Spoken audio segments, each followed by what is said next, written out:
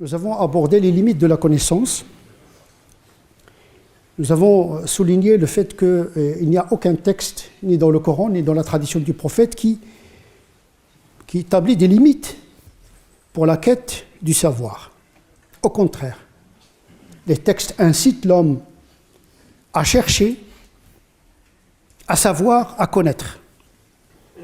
On pourrait dire même que la profession de l'être humain, c'est de penser. Cela fait sa singularité. C'est pour cette raison que dans le Coran, le mot penser, réfléchir, raisonner reviennent de manière récurrente. Sans la pensée, l'homme n'est plus. Dès qu'il s'arrête de penser, il subit la chute. Mais il y a pensée, il y a pensée. Il n'est pas donné au commun des gens de penser. Donc à la pensée, il y a des règles.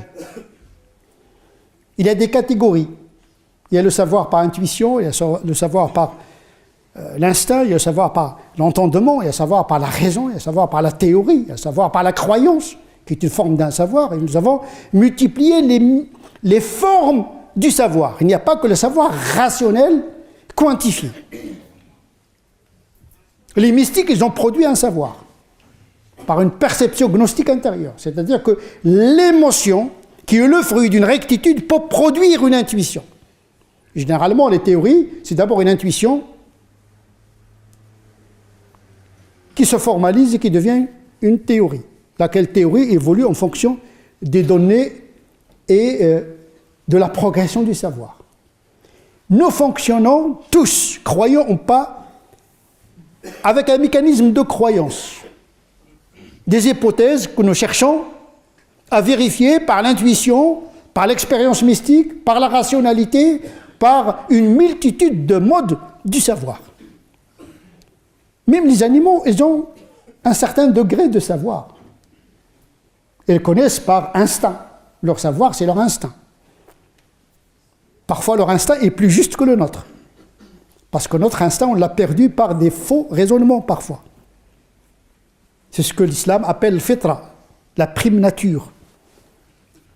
Le savoir n'est pas forcément lié au langage, ni à la théorie. Il y a des choses qui s'impriment dans la conscience. Que parfois, nous ne trouvons pas le langage suffisant, ni les formules mathématiques, ni physiques, pour les transformer en quelque chose d'intelligible pour l'entendement de l'interlocuteur. L'islam, il a ouvert toutes les formes, les voies du savoir, en soulignant la finitude de notre savoir. Vous n'avez de science que peu de choses. Donc il faut être conscient, malgré la progression de notre savoir, ne nous faisons que reculer l'ignorance. En vérité, le savoir, c'est une docte ignorance. C'est-à-dire, plus vous êtes savant, plus vous êtes conscient que vous êtes ignorant. Parce que chaque fois qu'on explore un domaine de savoir, on se rend compte qu'il y a d'autres domaines qui sont ouverts pour la recherche. C'est-à-dire que le savoir, c'est une progression, un cheminement, une marche vers la connaissance des choses.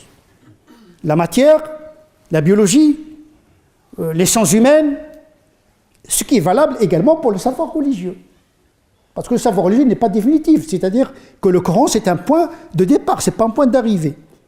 Puisque le Coran nous renvoie à d'autres modes de connaissance. Ce qui relève de théologique métaphysique invisible, ce qui relève de l'éthique, ce qui relève du culte, ce qui relève de droit, il y a des catégories dans le Coran. Il y a des modes de savoir disponibles, proposés par le Coran. C'est pour cette raison que les savants musulmans se sont spécialisés dans ces différentes formes du savoir. Il y a le savoir de l'herméneutique, c'est-à-dire l'interprétation des données scripturaires, l'interprétation des données naturelles, parce que les sciences, c'est une herméneutique de la nature. La physique nous propose une lecture de la matière. La biologie nous propose une lecture du vivant.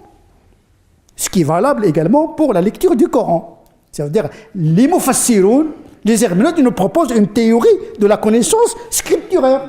Il y a toujours une évolution de la pensée, c'est-à-dire que les textes et la nature, ce sont des sources inépuisables pour la connaissance. C'est-à-dire que la vérité n'est pas forcément derrière nous. Elle est devant nous. Le salafisme n'est pas derrière nous, c'est-à-dire la méthode des salafs qui consiste à foncer et à ouvrir les portes de tous les savoirs. Les salafs, ils n'ont pas fait de limite pour leur connaissance. C'est à l'époque des 3 premiers siècles que tous les savoirs de l'islam se sont formalisés. Du savoir de la narration, comment transmettre le texte scripturaire, ilm al-riwaya. Les coranistes se sont occupés de la transmission de la substance coranique. Les muhaddithoun, ils se sont occupés de la narration, la transmission des paroles du prophète avec des mécanismes très rationnels de narration et les modes de communication du hadith de génération à génération. Les herméneutes se sont occupés d'interpréter le contenu scripturaire, le Coran et la Sunna. Les théologiens ont formalisé une théorie métaphysique pour parler de Dieu, de l'homme, de la raison, de la liberté, en intégrant la philosophie grecque, parce que la théologie spéculative musulmane, ilm al-kalam, c'est une philosophie grecque convertie à l'islam. Ou le contraire, une théologie helléniste. Et les gens pensent que tout ce que nous avons hérité de nos ancêtres, c'est du pur islamique. Mais non, c'est une interaction entre le donné scripturaire et la réalité. C'est la réalité qui produit de la connaissance. C'est-à-dire que nos savants, ils étaient attentifs à la réalité intellectuelle, la réalité sociologique, civilisationnelle. Ils ont intégré ça dans ce qu'on pourrait appeler l'épistémé, pour parler un langage de Foucault, c'est-à-dire la manière de penser dans un moment donné de la civilisation. C'est comme des tendances, des modes de pensée. Aujourd'hui, la mode de pensée aujourd'hui n'est pas la même que celle du 19e siècle, par exemple. Eh bien, l'islam, il se reformule tout le temps en fonction des épistémés. Comment aujourd'hui l'islam doit parler avec son monde? S'il se trompe de monde, il va se tromper de théologie et de droit canonique. Se tromper de réalité, se tromper de religion d'une certaine manière. Parce qu'il faut faire imbriquer une religion dans une réalité donnée. Se tromper de réalité, c'est se tromper d'intégration. On parle de l'intégration, mais si on ne connaît pas la réalité, comment s'intégrer dans une réalité qu'on ne maîtrise pas? Donc il faut commencer par connaître la réalité. Ce qu'on appelle l'amr al-qadari, l'ordre du destin de Dieu tel qu'il se manifeste dans une réalité sociologique, anthropologique, historique. Donc les musulmans, ils ont développé l'herméneutique, le théologique, le fiqh. Le fiqh, c'est une fabrique humaine. Le fiqh, le madhab l'imam Malik d'ailleurs, on dit le fiqh de l'imam Malik, c'est le malikisme. C'est une production de l'imam Malik, c'est pas la production ni du prophète, ni de Dieu. La doctrine de l'Ash'ari, le Maturidi, la doctrine Hanbalite, on nomme la doctrine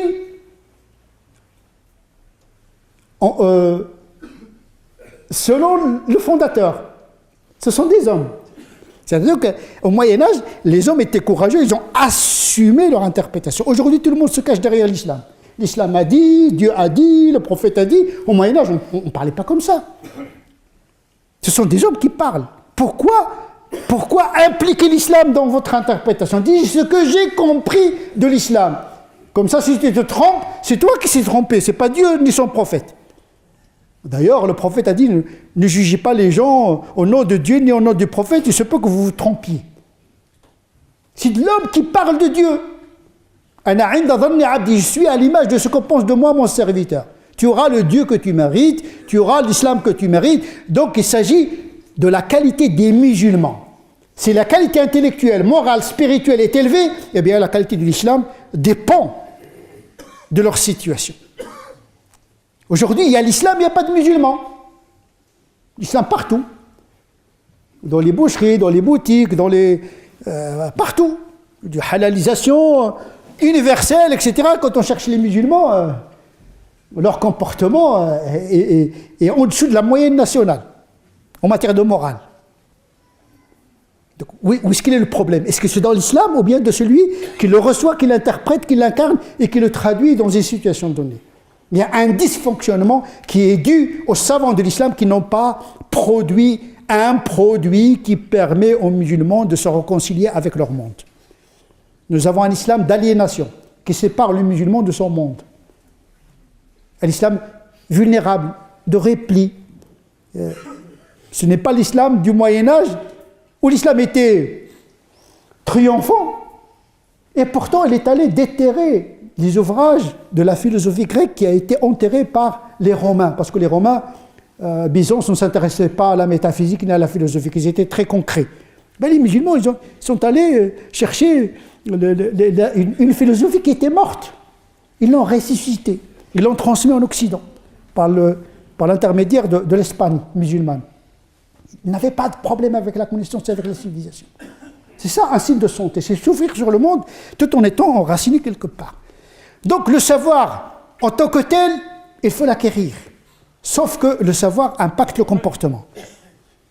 Les pensées transforment le comportement. C'est pour cette raison qu'il faut faire attention. On n'entre pas dans un savoir sans maîtriser ses outils.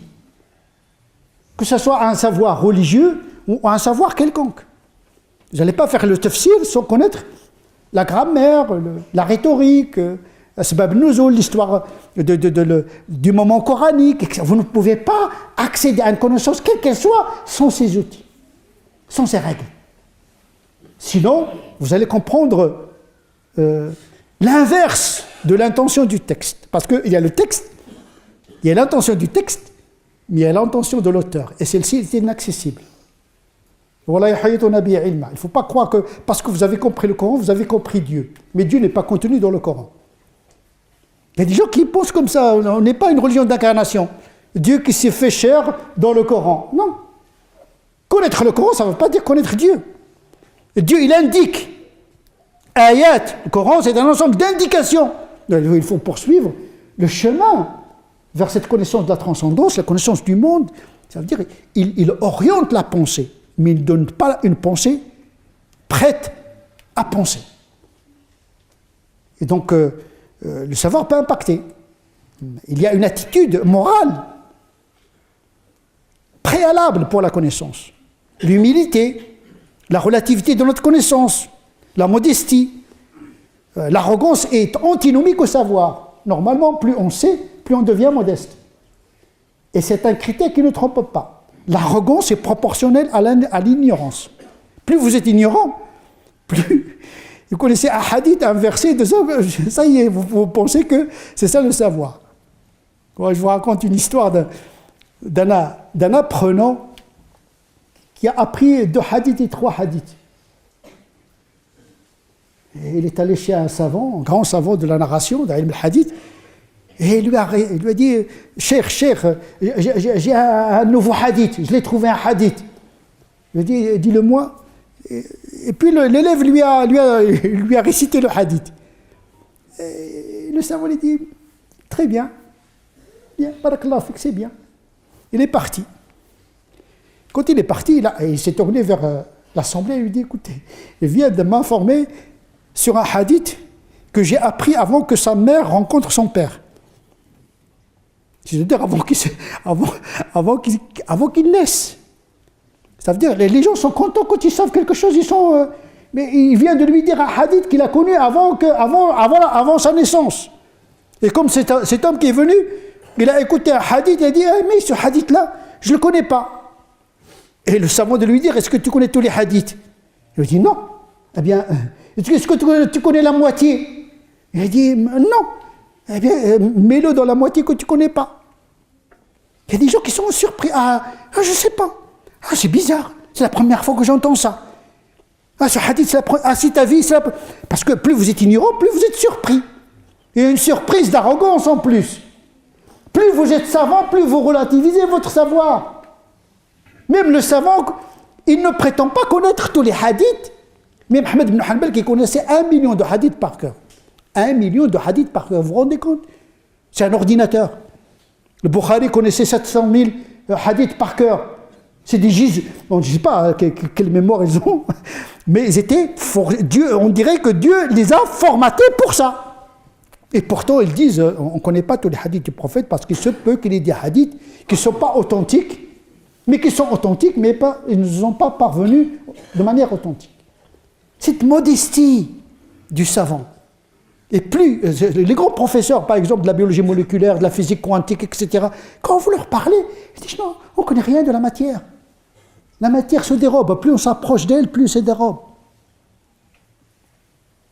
C'est ça, rasikhuna fil ilm. Les savants enracinés dans le savoir.